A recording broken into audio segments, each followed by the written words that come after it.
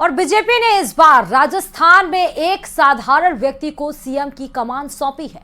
भजनलाल शर्मा भरतपुर के रहने वाले हैं और जयपुर की सांगानेर सीट से इस बार चुनाव लड़ा था। भजनलाल शर्मा ने अपने जीवन में बहुत संघर्ष किया। गांव का सरपंच बनने से लेकर सीएम तक का सफर उनके लिए आसान नहीं था। अपने इस रिपोर्ट में हम आपको भजनलाल के संघर्ष की पूरी कहानी बताएंगे। ये रिपोर्ट देखिए।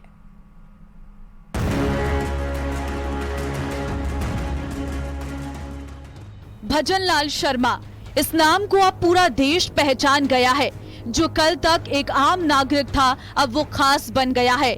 इस आम और खास के बीच भजनलाल का वो संघर्ष भी है जिसे शायद आपने नहीं सुना होगा। भजनलाल शर्मा के संघर्षों का ही परिणाम है कि आज वो राजस्थान के मुख्यमंत्री पद पर पहुंचे हैं। हालांकि जैसे ही भजनलाल के नाम की घोषणा हुई, उनके समर्थकों ने घर के बाहर मिठाइयां बांटी और ढोल नगाड़े बजाए। प्रदेश के मुख्यमंत्री भजनलाल शर्मा का जो भरतपुर आवास है, वहां पर उनका ये ऑफिस है, जहां पर उनकी जो प्रधानमंत्री नरेंद्र मोदी सहित अन्य राजनेताओं के साथ में जो तस्वीर है वो है। और ये उनका ऑफिस है जहां पर वो कार्यकर्ताओं के साथ में चर्चा करते थे। जब भी वो भरतपुर आते तो इस कार्यालय में बैठ करके कार्यकर्ताओं के साथ चर्चा की जाती। अब हम आपको दूसरी तस्वीर दिखाते हैं। ये तस्वीर भजनलाल शर्मा के गाँव की है। ये तस्वीर भजनलाल शर्मा के घर की है, जहां लोगों ने भजनलाल के सीएम बनने पर जमकर जश्न मनाया। लोग आज भी भजनलाल के संघर्ष के दिनों को याद करते हैं। वहीं परिवार के लोगों को भरोसा ही नहीं हो पा रहा कि उनका बेटा सीएम बन गया है।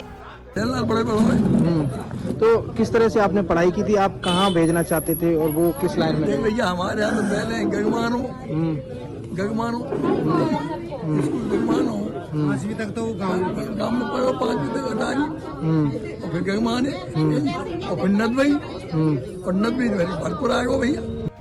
भजनलाल के माता पिता बताते हैं कि वो बचपन में परिवार के लोगों के साथ अपने खेतों में जाते और वहां पाइप डालकर खेतों में पानी देते थे।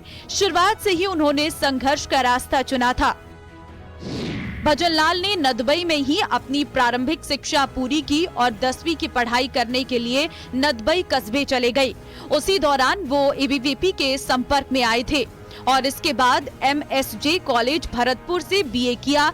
साल 1992 में वो राम जन्मभूमि आंदोलन में जेल गए। 1991 से 1992 में उन्होंने भारतीय जनता युवा मोर्चा की जिम्मेदारी ली। युवा मोर्चा के नदबई मंडल के अध्यक्ष बनकर भजनलाल की बीजेपी में एंट्री हुई थी। नदबई में वे एबीवीपी के अध्यक्ष और प्रमुख रहे। भरतपुर जिले के सह संयोजक और कॉलेज इकाई प्रमुख व जिला सह प्रमुख बने। जिला महामंत्री और 3 बार जिलाध्यक्ष भी रहे। साल 2000 में वो अटारी गांव से सरपंच बने। 2010 से 2015 के बीच वो पंचायत समिति अटारी से पंचायत समिति सदस्य रहे। 2014 से 2016 तक प्रदेश उपाध्यक्ष रहे। 2016 में उन्हें प्रदेश महामंत्री का पद मिला। प्रदेश के नए मुखिया भजनलाल शर्मा को उनके पिता शिक्षक बनाना चाहते थे, लेकिन वो 12वीं क्लास से ही अखिल विद्यार्थी परिषद से जुड़े और उनका जो राजनीतिक सफर था वो लगातार जारी रहा। उनकी जो मेहनत थी वो कामयाब हुई और वो राजस्थान के आज मुख्यमंत्री बने। वहीं भजनलाल शर्मा की माता को अपने बेटे पर गर्व है। मां का कहना है कि उन्हें ये सुनकर बहुत खुशी हुई कि उनका बेटा सीएम बन गया है। मां को भरोसा ही नहीं हो रहा था। खुशी इतनी कि आंखों से आंसू ही छलक पड़े। आज फोटो कन्हैया को भजन कर रहे भगवान की धरती माता बनने से भगवान भैया सब बहुत बढ़िया काम करेगा बेटा, बहुत बढ़िया। जनता के बीच में रहेगो, जनता बीच में काम करेगो, जो जनता चाहिए वो करेगो, सबकी समस्या मिटेगो। मुख्यमंत्री भजनलाल के पिता ने बताया कि वो उन्हें शिक्षक बनाना चाहते थे, लेकिन मुख्यमंत्री भजनलाल शर्मा की रुचि राजनीति में थी, क्योंकि वो 12वीं कक्षा से ही अखिल भारतीय विद्यार्थी परिषद से जुड़कर कार्य करने लगे थे। उनके पिता ने बताया कि राजनीति में जाने के बाद उन्होंने कभी उनको टोका नहीं। हालांकि भजनलाल शर्मा बिल्कुल साधारण परिवार से ताल्लुक रखते हैं। जयपुर में उनका घर भी है। एक सामान्य जीवन वो जीते हैं, लेकिन अब उनके कंधों पर प्रदेश की जिम्मेदारी होगी। सबसे पहले तो हमारे जब भाई साहब जयपुर से भरतपुर के लिए आते थे तो सबसे पहले अपने कार्यकर्ताओं से मिलते थे।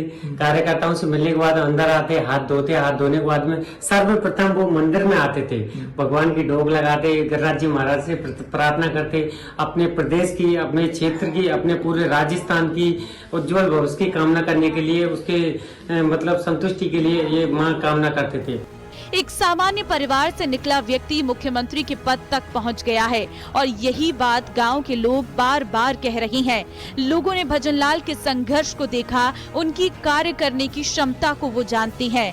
लोगों को भरोसा है कि वो इस जिम्मेदारी पर खड़े उतरेंगे।